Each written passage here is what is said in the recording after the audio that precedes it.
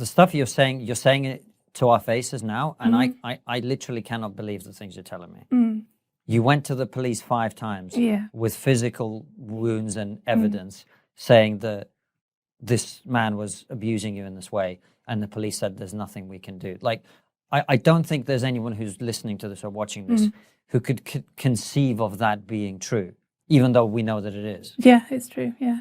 It's shocking, and I was absolutely gobsmacked. I think that's the word I use. I was gobsmacked to hear the police telling me there's nothing we can do about it. Not even question the perpetrator. Not even,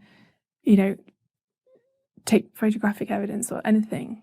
Right. So I was gobsmacked to hear that there's they felt completely powerless. And now I think over the years I've learned a lot more about what is happening behind the scenes with education and the police force, with the way that the police have been restricted and limited in what they can do. So I do understand a lot more of why those decisions were made at that time. Okay, tell us about that. Well, a lot of it's to do with race and religion, which a lot of people don't really like talking about, and they don't like to hear it. But this is why I feel compelled to talk about what's happened and what is still happening, because people need to hear it from survivors that these are racially and religiously aggravated crimes. That when I was being beaten, I was being called a white slag, a white whore, a white cunt.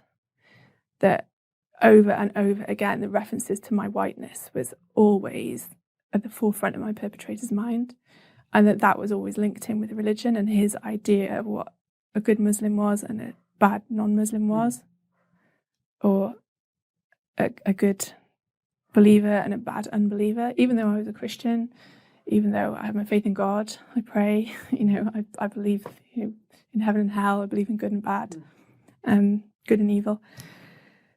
So, but in the minds of these grooming gangs, if you're not covered down to your ankles, down to your wrists, if the hem of your top doesn't cover to your knees, then you're asking to be raped. Or, if you're not washing in the way that you should wash as a Muslim, if you're eating pork, you're unclean, you're dirty. If you use a knife and fork, you're dirty.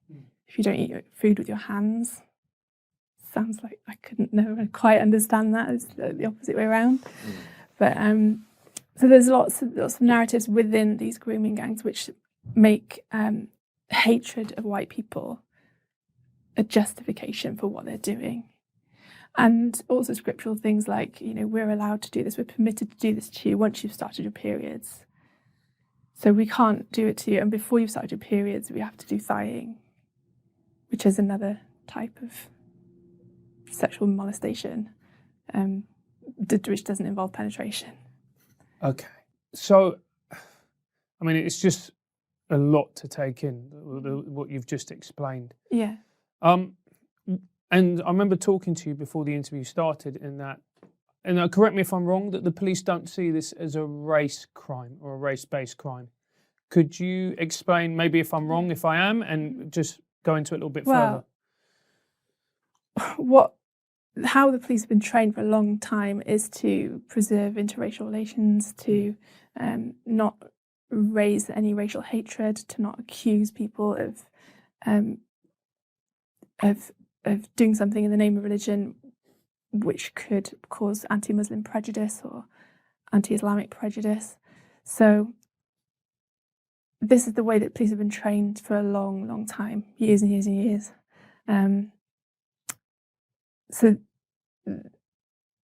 they're looking at it from completely the wrong way around. They're looking at it from the perpetrator's perspective rather than from the victim's perspective, where a victim has been a victim of identity-based violence, where they've been attacked because of their race and they've been attacked because of their religious status, which is a non-Muslim or Christian or Sikh or Hindu or Buddhist or whatever it is that the perpetrators feel is the religious justification for that person deserving punishment. Wow. And so it's simply they refuse to acknowledge it as a race-based crime, even though you've given them evidence of it, even though the part of the reason they committed these unspeakably awful acts upon you was because the fact that you were white, and therefore they felt emboldened and empowered to do that and they still won't. No, I think the way that the system has been set up, it has been set up to have protected groups, and white people and non-Muslim people are not a protected group according to these are current police guidelines for hate crimes. So there's certain protected groups like Muslims, immigrants, refugees, Jews.